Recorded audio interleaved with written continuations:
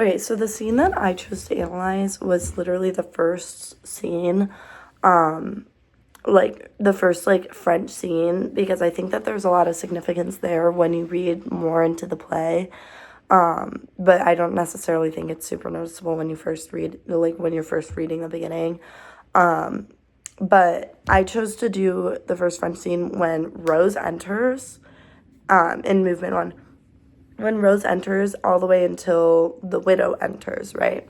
So the first block or the first beat is just when Rose is there, and then she's not visible anymore to the Lebrun brothers.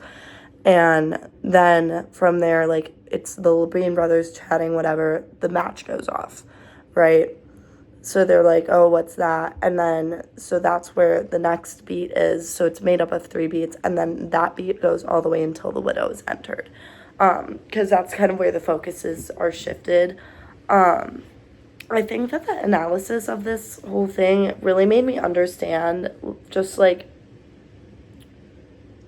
how the dynamic of the shifting of like the characters and the in and outs of all of these different characters, and being able to see certain things like the match, or they're able to see the sack, like it's just kind of foreshadowing, and it's just like putting these surreal events in so that eventually as the reader we can understand that like what they're in search for isn't with the best intentions, isn't going to be the best. It's going to have consequences towards the whole world and not just the boys.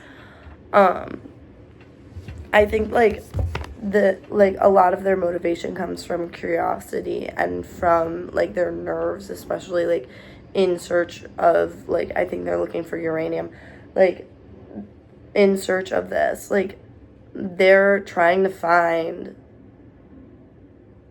something that is going to affect them, but they don't realize it's going to affect all these other people. And the people that keep like flashing in and out in a way are the people that are affected, but like just like a snippet of these people that are affected.